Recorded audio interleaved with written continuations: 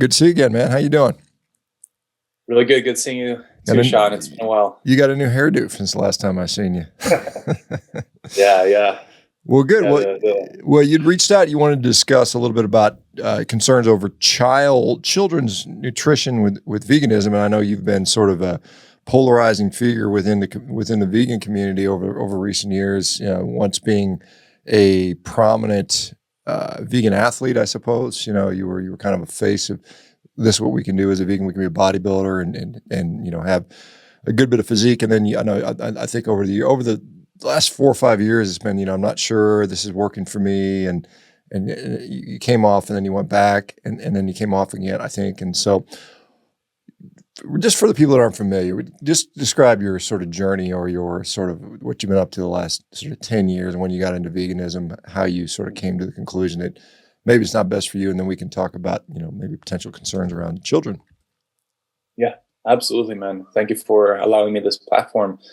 And I would say the journey into veganism started after watching a documentary called The Earthlings. So I watched a documentary that exposed, so to speak, the animal industry, which was essentially, footage of factory farms and farmers kind of hitting chickens, hitting pigs, and these things to really get an emotional reaction out of the viewer. And it worked, definitely worked on me and my wife. And so, right after we watched that movie, I had a final Ben and Jerry's ice cream, and then turned vegan straight away. I just had to have the last ice cream, but that was like 8 years ago at this point. And the thing that really got it going and rolling for me was the fact that it wasn't about so much about health, but it was about doing the right thing. It struck with me, ethically and emotionally, and I didn't want to take part if it was completely unnecessary and completely useless to have animal foods in my diet to be healthy or to optimize my health, which is how veganism is presented by most people. It is optimally healthy, because without that pillar, nothing of the ethics would make sense, right? So it's a really important pillar of veganism that it is healthy for the human body. And so that that really sold it for me, and I started sharing my journey online on YouTube. And prior to that, I was doing regular fitness content, just the regular chicken and rice diet and broccoli, and just showing how I was building muscle. But from that moment on, I started sharing exactly what I was doing as a vegan bodybuilder fitness person. And there weren't really that many people doing it at all. So I was one of the first people to kind of bring it to the spotlight. And so that's when my audience started growing a lot. So I went from a few thousand subscribers on YouTube to thousands a month, and it started growing like that. I started joining companies, growing the companies, supplement companies, and started doing really well for myself. Had a very good income.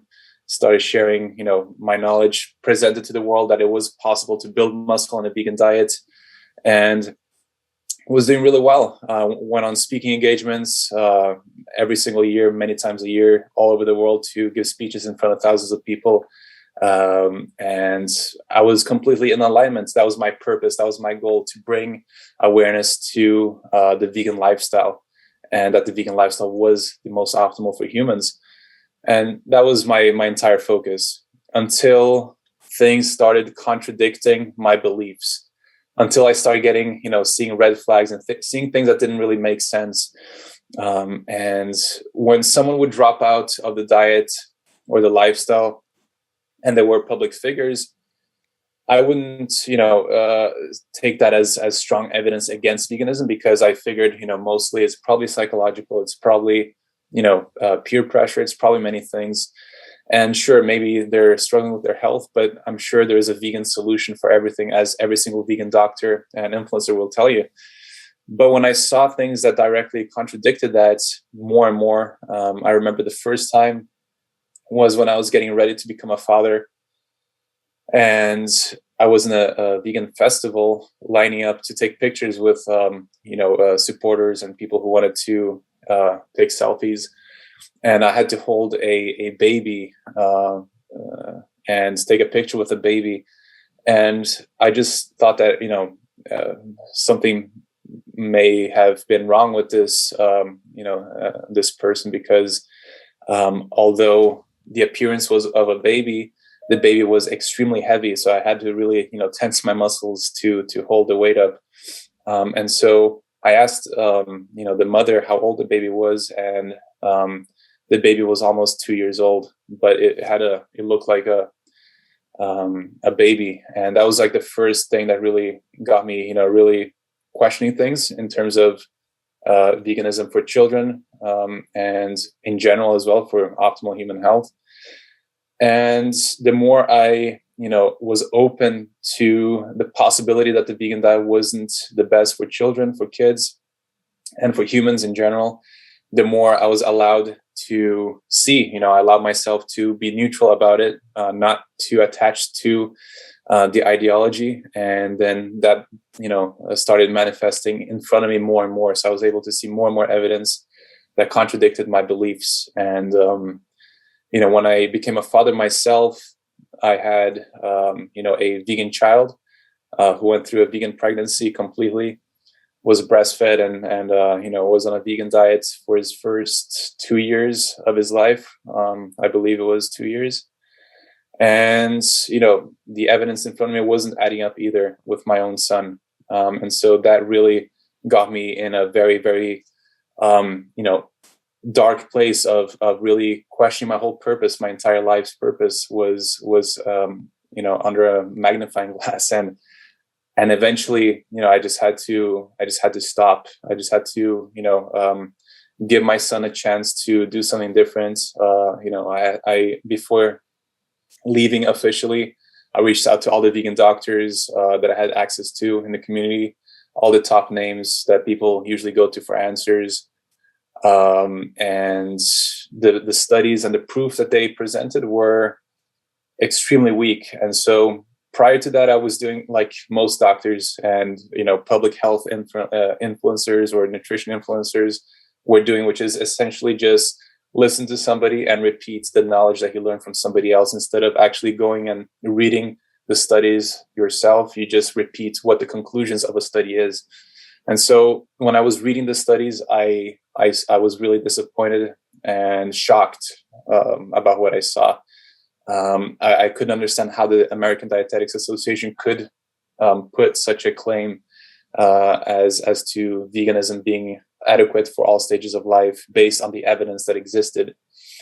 And so, I stopped being vegan because I was worried for my son. I didn't want my son to, have any further issues. He already had some issues that made me completely turn my world upside down, essentially. It's really tough, to go through that as a parent. And once we introduced animal foods, a lot of things, got better. And I announced it to the YouTube world and got the most amount of hates that I've ever seen anyone get on social media. I'm sure someone else has gotten more hate than me, but I was in like death threats. I still get death threats to this day. All kinds of videos from the top vegan influencers that were my, who I thought were my friends before, and just like completely character assassinating me, and making up a lot of things. And so a lot of gaslighting, a lot of threats. As a consequence, I lost, my businesses, I lost my sponsorships, I lost essentially all my income.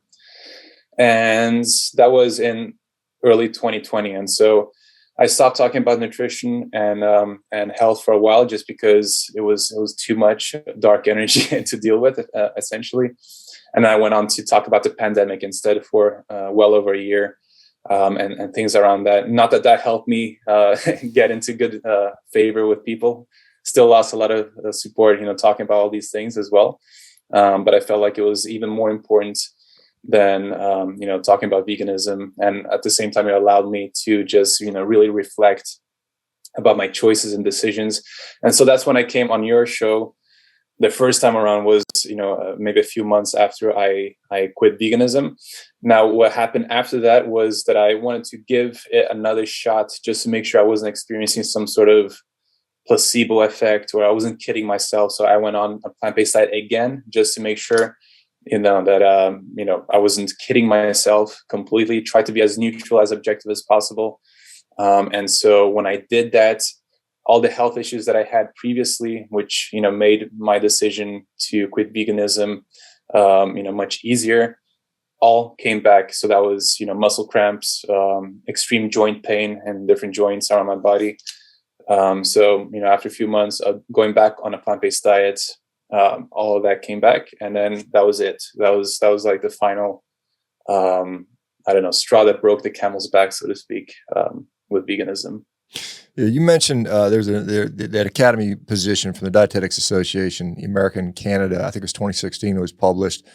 When you read the study, if you look at the primary authors, 3 authors on that study, every single one of them is an ethical vegan. Does that give anybody a red flag that these people that are ethically dedicated to a way of life are proffering forth a scientific study that probably they have a conflict of interest on? Does anybody ever discuss that within the community? Is it because there's a lot of other countries, you look at places like Belgium, and I think maybe Switzerland and Germany and Italy and some of these other countries have put out statements saying, we don't think veganism is particularly good for children, and you should probably avoid that. And again, I'm certainly, from my perspective, I think adults should be able to eat whatever they want. You can make your own decision. I think when it comes to kids, particularly real little kids, I think you just have to have a little more, I just think you have to be a little more cautious with that. Were you aware that the authors on that study were all ethical vegans? No, absolutely not. I was after quitting veganism, but I think when it comes down to the vegan community, nobody even discusses that. Nobody looks at the studies. Nobody looks at the science. Nobody looks at the justification that they use for making those statements. So it really is just a echo chamber of listening to the vegan experts, and just, having a lot of faith and trust that they're doing their work and job. And also, as long as people are healthy and they feel good, they don't feel a need to check these things out. They don't feel a need to investigate further, because they already have their beliefs set. And so if they have their beliefs and an attachment to those beliefs, and their purpose, their life goals is around veganism, why would you, as a human being who with all the normal human flaws, why would you try to, debunk yourself and try to find these flaws? So in the vegan community, we never talk about these studies, these authors, or any other study for that matter that is supposed to showcase that veganism is healthy for children at all stages of life. And I read all the studies that the doctor sent me. And, a lot of them were actually showing red flags for the vegan children, the vegan and vegetarian groups, compared to the meat eater or omnivorous, which, we could still argue is not really a representation of a healthy diet. It's probably more of a standard American diet, but they were still doing a lot better in terms of stunted growth numbers. And then we can always, go back to the recruitment of these studies, the bias that creates. Obviously, vegan parents with children with health issues, they're not going to accept their children being part of a study and exposing that to the world and these things. So there are loads of problems with all of these studies that may bias the results and give a picture that is not representing reality. Yeah, let's delve into reality. But one thing I wanted to comment on is, there's some people I hear, particularly in adults, they say, well, veganism is not really about human health. And they're willing to say, hey, I would rather have my health somewhat compromised and not be optimal.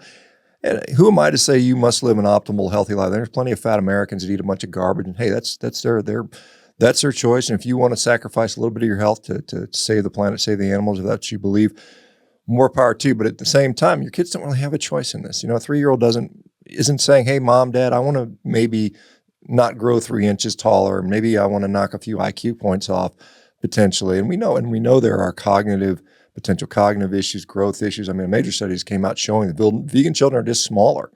And usually smaller kids have other developmental issues. Maybe they're subtle, maybe they're minimal, maybe they're a small effect. But gosh, why would you say, hey, my kid could be 6'2", but now he's only going to be 5'11"? I mean, why would you do that? So let me ask about reality, because you'd mentioned, you'd seen that within the community, because obviously you had access to a lot of vegans. I'm sure you're at a lot of different events where they were there, and you probably saw a lot of vegan children. And so what was your experience? And again, this isn't science. This is just, observations, Yeah. but the observations are part of how we sort of start science. So what have you seen within the community? Yeah. So first, I want to say that becoming a vegan parent was easier for us because we had other vegan families who had vegan children and they looked healthy, and so we thought that was perfectly fine for everyone. We made an assumption, but once I saw what I saw, which was kids that were struggling with gut issues, dental issues.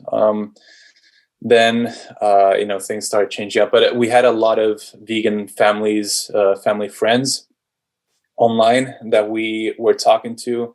We're discussing, how they're doing and that kind of stuff. And many of them, actually all of them, not all, but almost all of them that we knew that were vegan parents with vegan children, vegan toddlers, vegan babies, they're not vegan anymore because they observed some sort of issues with their children. Usually it'll be gut issues. So, indigestion or bloating or, other issues as well. Deficiencies within many different vitamins and minerals and these things. Luckily, nothing, that none of the families that we knew had any children suffering, some like extremely heavy consequences. All the kids were breastfed and breastfed for as long as possible. So I'm sure that helped a lot as well.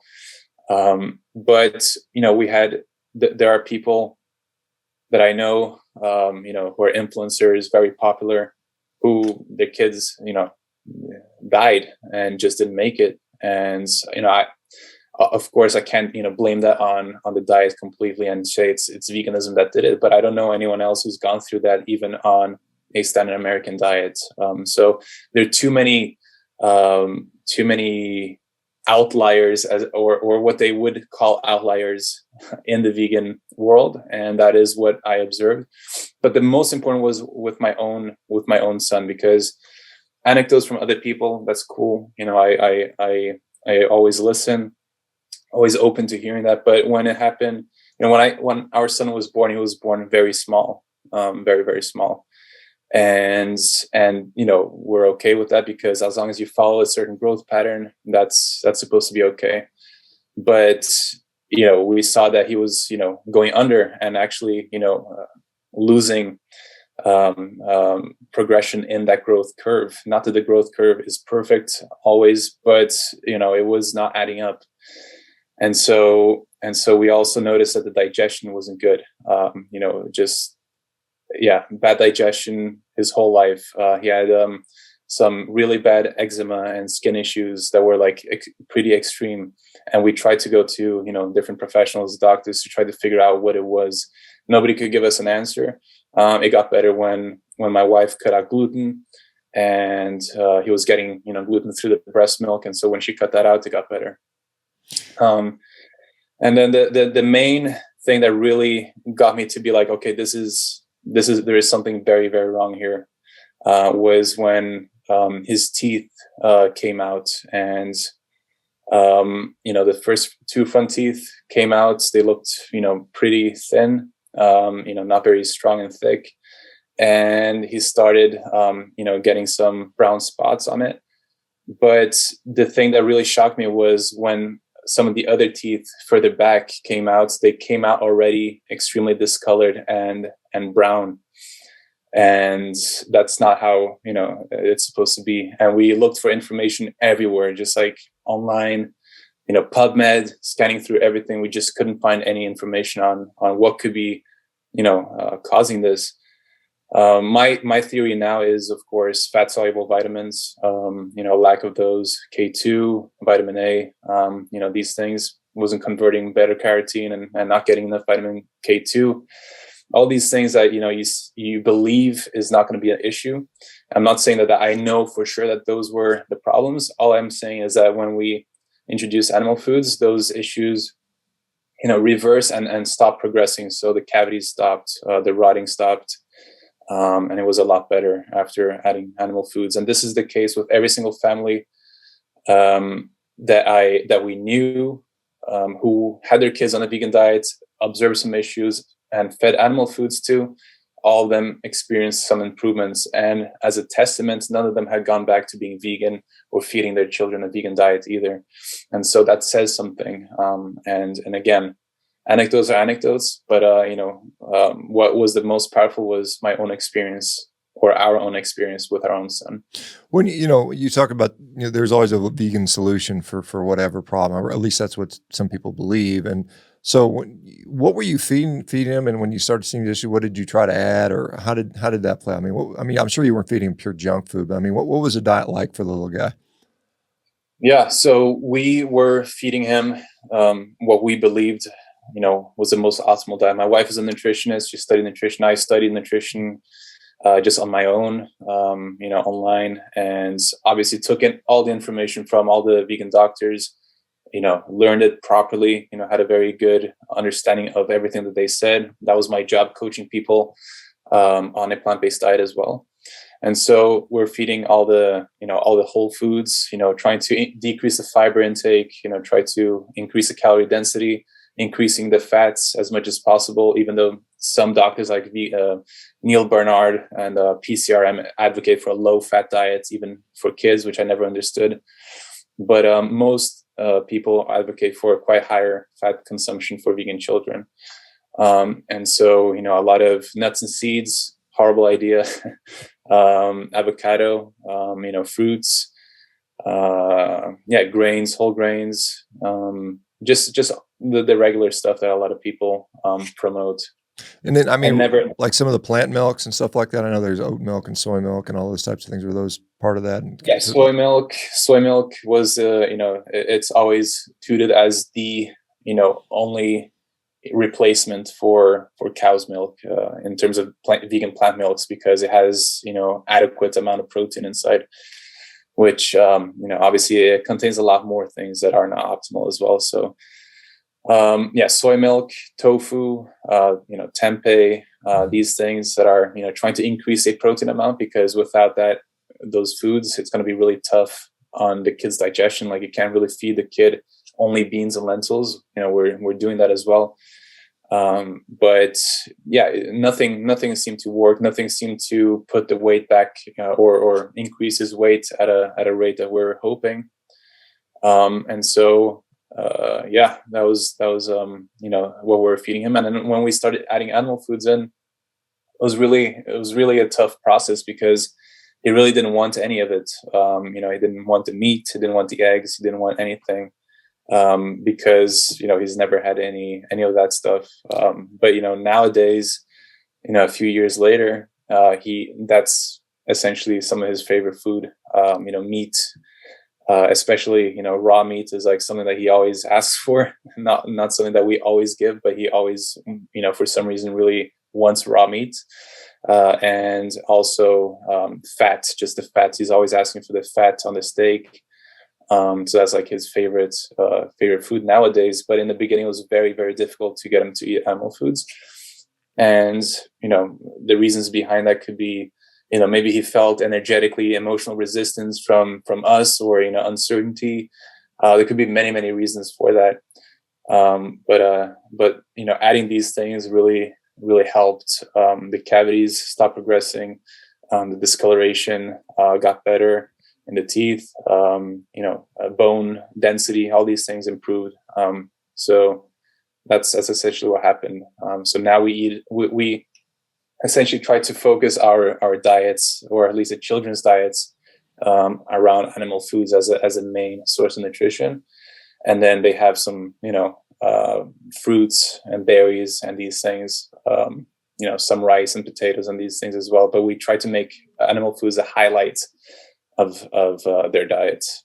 Yeah, I think that's a good strategy for the kiddos. And I've never said kids need to be on a carnivore diet, but I do think animal food should be a significant part of the diet and probably a major focus. How old was he when he transitioned from the vegan diet as a kid to starting to include animal foods? Yeah, I believe he was around 2 years old. 2 years old. So he probably was. Two. I don't know if he was young enough, too young to understand. You know, I don't know what goes on in a vegan household. Maybe parents are teaching their kids that eating animals is bad and not nice from a very young age. Maybe even as soon as they can start to talk and walk and stuff like that. So maybe some of that influences them. I'm sure it does. Kids are very impressionable and they listen to their parents, and obviously emotion drives a lot of what we do. You mentioned GI issues as being very common, and I see it in adults all the time. How did you observe a GI issues? How did you know? Just had trouble going to the bathroom, or complaining of a sore stomach, or what was going on? Yeah, so it was essentially just the stools were always loose, and this is not only for vegan children, but for adults as well. I think within the vegan community, loose stools is normalized, so it's not something that people in general, whether you're on in the carnivore community of keto or in veganism, people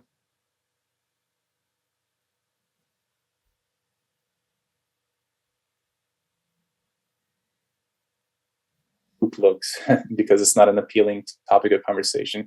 But once you do ask people and you do talk to them about it, it's very normalized. It's a very common part of the plant-based diet to have very loose stools, and of course you're passing huge amounts of fiber usually, and other things that could affect your gut health and gut permeability, all these things. So everything from loose stools to diarrhea to even some people constipation, but that's not as common, and then a lot of gas. Yeah, I mean, it makes sense. Just the basic physiology makes sense. I mean, you're fermenting stuff and you're creating gas, and fiber does that. And some people think it's healthy. You listen to Dr. Greger, he'll say, farting 30, 40, 50 times a day, hey, that's fine. And some people say maybe that's not so cool. But let me ask you, what is it to you, just from and I think we all have our own perspective on this, and I think we should, what does it mean to you to be healthy, for you personally?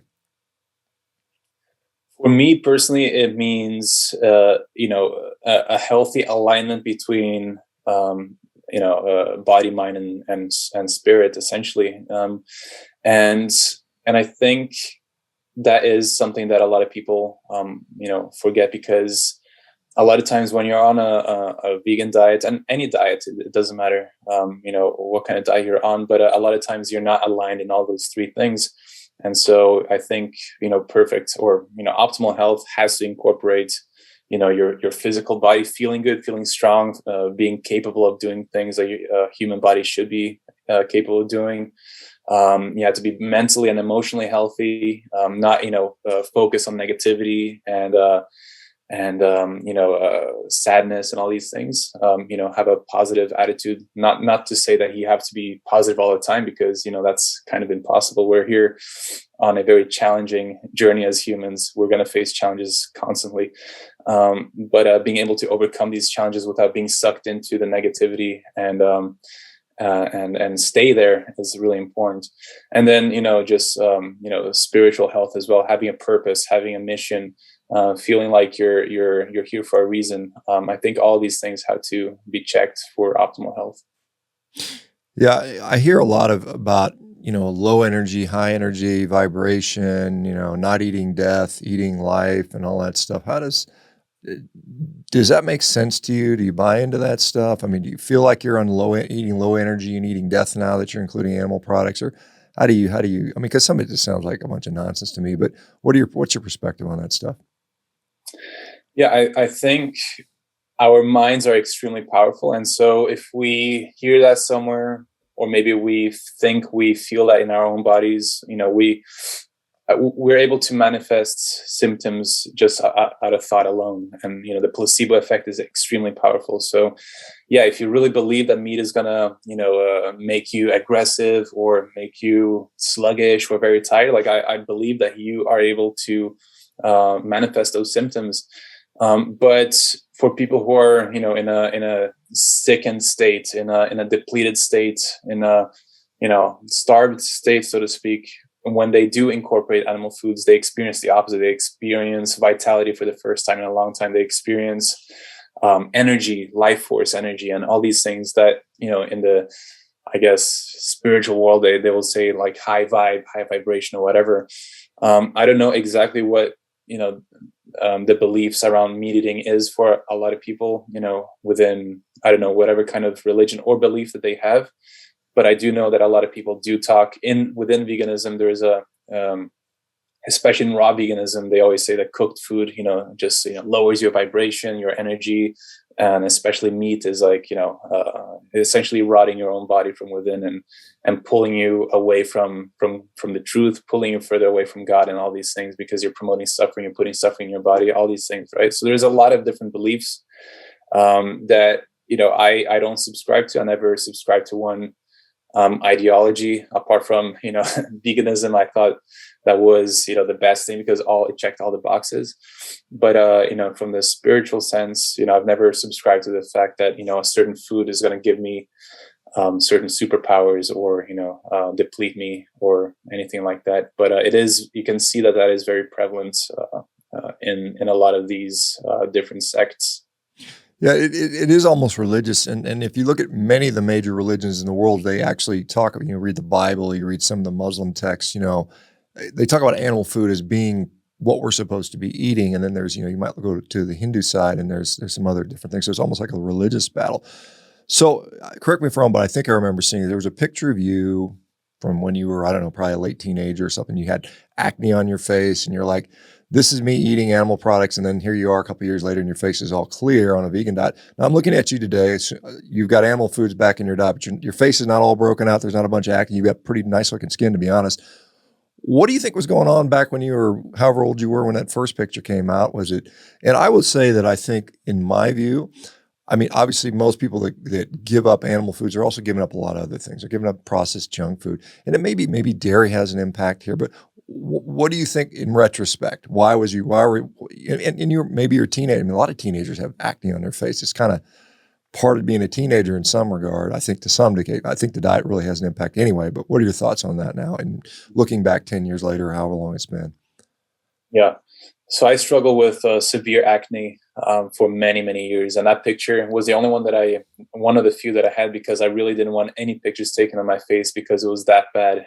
And so I wish I took more, but it was really bad. I suffered a lot, with very, very cystic acne, pimples on top of pimples, just like my whole face would, be red at many, many points during my teenage years and late or early 20s even. And so during that process of trying to figure out, I went to see, when I was living in Dallas, Texas, I went to see some specialists, acupuncture people, some more holistic practitioners about it. And they recommended me drop dairy. So I dropped dairy and actually didn't help. I was still, having outbreaks and all these things. It didn't really work. I took Accutane. And that was the only thing that helped. Obviously, we have a lot of different side effects with Accutane. I don't recommend anyone ever taking Accutane because it's a really potent, drug that has serious side effects. But that was the first time that I, was able to clear everything. And I remember having, joint pain, all these things because of Accutane and many other things as well. But I was happy that the skin was cleared. But a few years later, it came back. Not as bad, but it came back. And then, I tried different antibiotics, different medication. I didn't want to go back on Accutane. And then, I dropped, the junk food. Essentially, I went vegan. And I went vegan when I was living in London right after finishing school. And, that was something that I did in 2015. And at that time, there were no vegan junk foods, at least in the stores that we went to. And so we were just eating whole foods, whole plant foods. And then my skin got, way, way better. And it was already improving before that because I was, having a more clean diet. But it really went away completely when I went on plants. And again, it's looking back, it is probably dropping, the gluten. Not that I drop it completely, but I reduced it a lot. Many other things that I was eating before that I couldn't eat anymore as a vegan. And of course, eating only whole foods was something that I never done before. So I experienced a lot of benefits, doing that. And at the same time, my youngest brother, he had a autoimmune condition, where he was getting white patches on his face, his skin. He lost pigmentation. I forgot the name of the condition, vitiligo or vitiligo. Yeah, sure. Yeah. And so all the doctors they're trying to remove some organ or whatever, like, trying to do something, some kind of thing. And they said there was no real, treatment for this apart from some expensive laser stuff that probably wouldn't work. And then he went on the Dr. Furman protocol, and, his skin issues reversed. Of course, he dropped a lot of different things as well, gluten being one of them. And that was also like a real big testament to, wow, this diet is amazing. It's magical because it's, reverse this autoimmune disorder that my own brother had, that could potentially, make his life very tough, having white patches everywhere on his face and stuff. So that reversed itself. And that was like a testament that really, solidified my belief in the diet being healthy as well. Yeah. And so contrast, I guess, you believe it was healthy, and then you started having your own health issues, and then you saw it in your child. Today, I mean, how does it compare for you? I mean, you've got I don't know what you're including, eggs, fish, meat. I'm not sure what's in there, but how do you feel today versus 3 or 4 years ago? Yeah. So I always felt good on a vegan diet until the year number 4, year 4 or 5. That's when I started getting debilitating cramps, where it would get so bad after the gym that I couldn't bend my elbow upwards without getting a cramp on my forearm. And so that was horrible. I even dropped my kid once because I was going to pick him up, and then I cramped up, and then ironically, it was in a vegan restaurant when it happened. But it was really bad. And I tried everything, adding more, sodium, potassium, electrolytes, all these things. Nothing worked. And I had that for, a year at least. And then, my joint pains, I would have extreme joint pain on my shoulders, my elbows, both sides, my wrists, my back. I had a slip disc as well. And so I was going through a lot of extreme pain. And I thought I had, arthritis or something, because it was just, everywhere on my body. And then that subsided pretty shortly after I added animal foods, and the cramps went away when I was eating oysters and eggs. And then when I transitioned to eating meat and increasing the amount of meat that I was eating, red meat, the joint pain started going away as well. And then again, I went back on a plant-based diet, and the joint pain came back, and really bad on my wrist, to the point where I couldn't lift weights at all.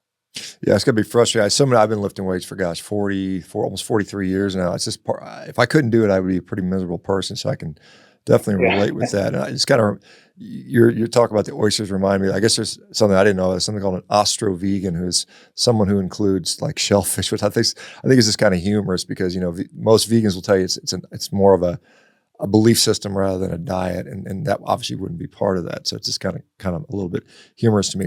You had mentioned that a lot of parents that you met that had vegan kids, and they saw the kids having problems, said, "Okay, hold on, we're not feeding the kid this anymore," and then they themselves switched as well, because they realized it's not good for the kids, probably not good for me.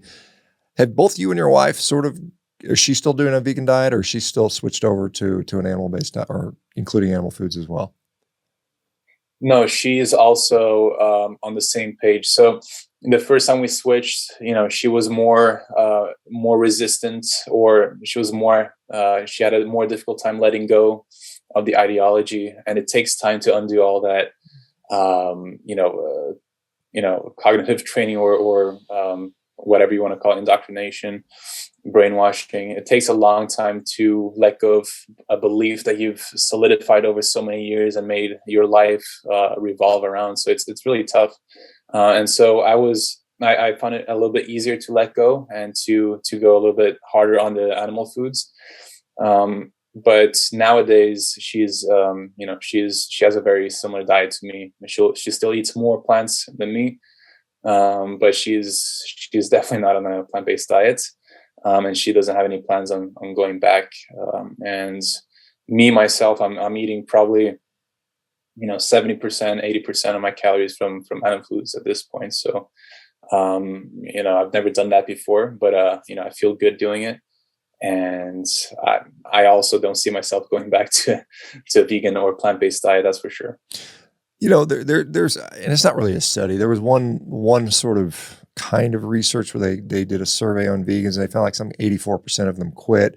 I don't know if that's a real number. I don't know how many do it, manage to do it successfully long term.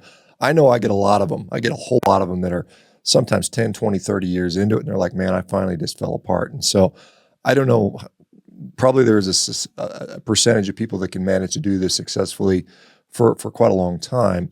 And then of course, you always get to, you were never actually a vegan because you can't change your belief system. It's impossible. So how did you, I mean, obviously I think there's three. I mean, obviously some people believe it's the healthiest thing to do. Other people believe it's good for the environment. Other people believe it's ethically the right thing to do is because you're preventing animal suffering and cruelty.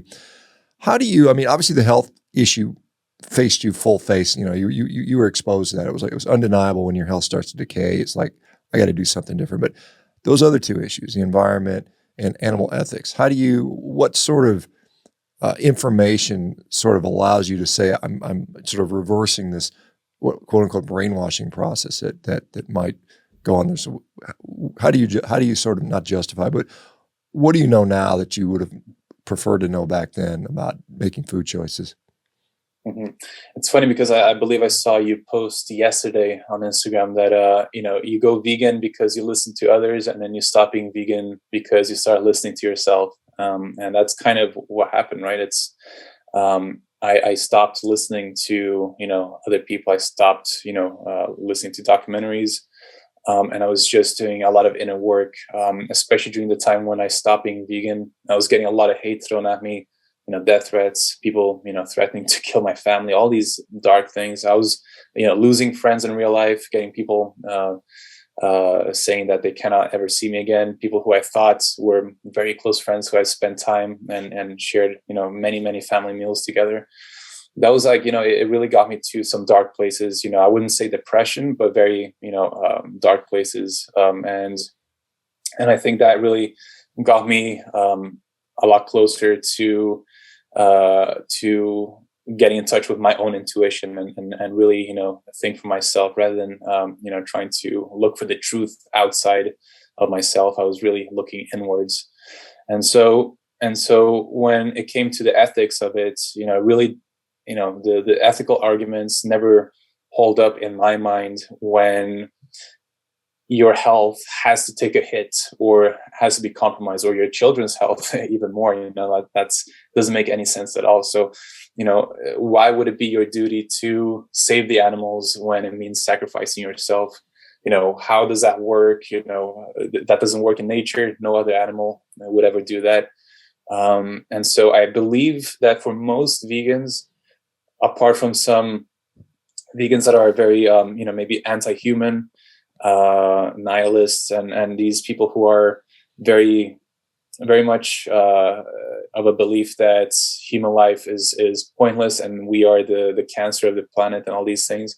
Apart from these small percentages of people, I think most vegans actually depend on the belief that it is healthy for humans and optimally healthy for humans for the ethical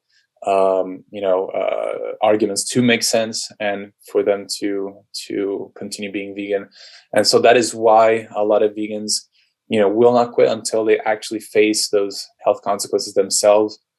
And there are very few vegans who stay vegan for the rest of their lives, suffering in pain, rather than go back to eating animal foods. Because, at the end of the day, I don't think it is within human nature to sacrifice our health to save another species or whatever. So yeah, it has to be a belief in the health aspect of veganism as well for it to work. Yeah, I mean, a quote, that I actually, someone sent that I was asking people why they went vegan, why they quit, and somebody actually said, I was listening to the others is why I went, and I listened to myself, and I thought that was it really sums it up, when you sort of just take out all the noise and the persuasiveness, because some people are very persuasive. We see some people within the vegan community that are very persuasive, and they can put forth very compelling arguments. But then at the end of the day, if you just sort of look in the mirror and you truly assess what's going on, a lot of times it doesn't line up.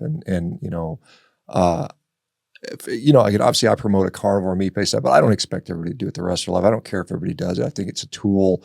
It helps people. Most people, to truth be told, they add some plant foods back in there, which is totally fine for most people. Some people it's not. Some people can't do it. But at the end of the day, it's not an ideology. Just say, hey, let's get people healthy. And I think we need healthy people to sustain the planet, because sick people are unsustainable. And it's even if we look at, the greenhouse gas argument, 10% of our healthcare goes to, or 10% of our greenhouse gases come from healthcare in the United States, which is 5 times as much as the cows produce. So you're like, well, what's more important here? Your family, I can't remember. I know Leo obviously was vegan, maybe still is. I'm not sure. I can't remember if your parents were or not, or how does that dynamic play out with you guys? Are you like the black sheep of the family now, or are you guys still get along together, or what's going on with that? Yeah, I mean, I've always been the black sheep, but definitely something that has affected the family dynamic for sure. Because I always tell people, like, when we went to my my father-in-law and mother-in-law's house as vegans, they would really try to make some vegan foods and stuff like that for us and that kind of stuff. But when you're a vegan, you're not. It's not possible for you to make animal foods for. I've never met a vegan who will gladly cook meat for their family who are meat eaters. So there's a very big distinction between how the family interacts with other family members and friends and the world around them when they have such a strong belief that eating meat is cruel, that it's if people eat meat, they're unconscious or evil or just stupid. And the worst of all is, for vegans in general, is an ex-vegan, because they understand the ethics, they understand the animal abuse that goes on, and they still willingly go and cause harm, right? And so those are the most triggering for vegans. And so my family is no exception.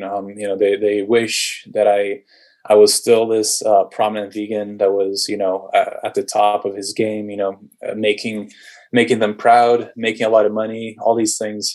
They wish I wasn't broke and confused and all these things as they think I am now.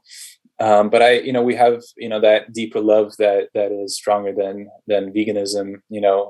So that is luckily the case for us. We just can't really touch too much on the topic of nutrition, because it gets very emotional. The first time I went vegan or stopped being vegan, I had hours of debate around the science with my brother Leo. And he's we really don't talk about it too much because it gets really triggering. But I do believe that everyone's allowed their own journey. Everyone has to experience things for themselves.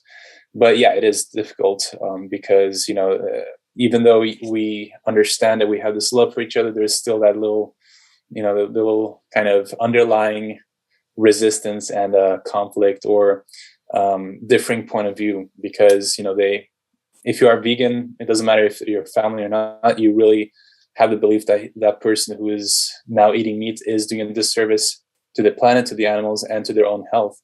And so they believe, I'm sure, that I'm on a self-destructive path, and that's completely okay with me. I'm used to judgment and beliefs and family and friends and the public believing and saying they know who I am and the reasons why I do things better than me. It's just a human ego thing where we believe that other people are doing things for X, Y, and Z reasons, but we don't really understand why people do things because we're not them. And so I'm not saying my family thinks that I'm some sort of monster or anything, but it is a different dynamic than it was when all of us were vegans. All of us were talking about veganism every single day, at the dinner table. Haha, you remember when we used to eat these, rump steaks every single weekend, and, making fun of how, unconscious we were before. And so it does limit a lot of the topics of conversation because, we have different interests. And so, that's just how it is. Yeah, it's interesting because, if you think about worldwide, still like 98% of the people still eat meat and probably will continue to do so for many, many, many years, probably forever, most likely. And then you have to sort of believe that 98% of the population is evil or awful or mean people. That's tough. I mean, because you just walk around hating everybody, which I just can't. I mean, we live in a time when everybody's divided politically about different issues. And, I mean, there's a lot of that going on for sure. But I mean, it's usually about 50-50, 50% of the people are politically left or right. And they have, on different issues. But I mean, when 98% of the people you literally kind of hate, it's got to be a tough way to live life. And maybe you don't go with those people. What do you see for you? I mean, you said, you're obviously, you're dealing with hatred on social media. I get that to some degree, but I've been pretty consistent in my messaging. I mean, and I was never a vegan advocate. I never did veganism. And the closest I got was I ate a bunch of salads and some lean protein to lose some weight at one point. But, so where do you see, or where would you hope things go for you over the next short term or short, medium term? Yeah, definitely the negative energy and on social media is tough, but I'm blessed to have gone through that because I feel like not only because of the vegan hate, but also because of the criticism and hate around me sharing my thoughts around health freedom and these things during the world events that have been going on has really made me much stronger person, much more of a person who is detached from other people's approval, other people's opinions. And so that's been an overall very good thing. And I'm sure if you all of a sudden became a fruitarian or a raw vegan, I'm sure you'd experience some hate, but I doubt they will be the same as, going from vegan to meat eater because, the ideologies are completely different there.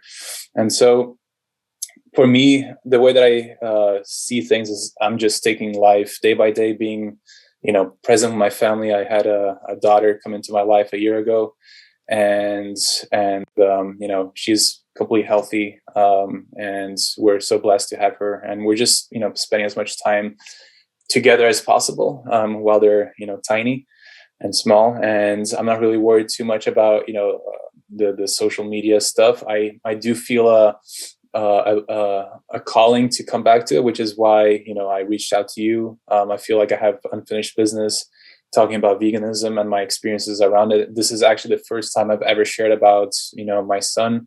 I've never done that with anyone, and I didn't want to because I felt like it wasn't my place to do so. But I've been feeling lately that I should do that, and so this is the first time I ever do it. And I just hope that people who are on a vegan diet, if your parents, I support you 100%. If you're vegan, great. But just realize that the ideology, our attachments to belief can blind us to the point where we can't see our own health issues in the mirror. And also we can't see our own kids' issues. And it can be a very dangerous thing. So, just trying to get people to be a little bit more objective, a little bit more open to not having all the answers, to not knowing the truth as you think you do. Because a lot of times this arrogance will bite you in the butt and slap you in the face, and life is really good at doing that when we get too confident in our ways. So I just want to inspire people to be a little bit more objective, be willing to think different thoughts, be willing to go into uncomfortable places, be willing to question their beliefs and assumptions, and be a little bit more compassionate towards other people who maybe have been a certain way and then changed, because we truly don't know how it is to be that person and why they've made the decisions that they made in their lives. And so, I want to, share more about that. And I haven't posted on YouTube for 8 months. So, I'm going to be posting something soon. I've been mostly focused on Instagram. And it's not been going too well. I've lost 100,000 followers since the pandemic.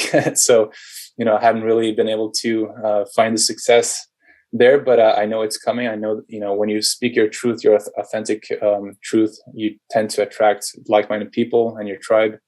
And that is what I want to inspire people to do as well. Is no matter how uncomfortable it is, no matter if you become the black sheep, no matter if people start disliking you at work, no matter if they call you anti this or whatever, it's going to be painful, but the benefits and the amazing energy that you get from just being yourself and speaking your truth, it doesn't compare to anything else. So just keep it up. I know you're a big proponent of speaking the truth and standing up for your beliefs, and you've been doing a lot of that in the past 2 years. So, hats off to you too.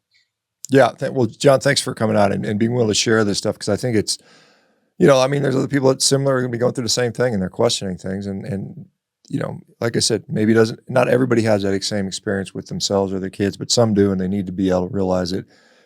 You got to do the right thing. And I think that's what you're doing is the right thing, not only for yourself, but for your kids and, whatever comes of it.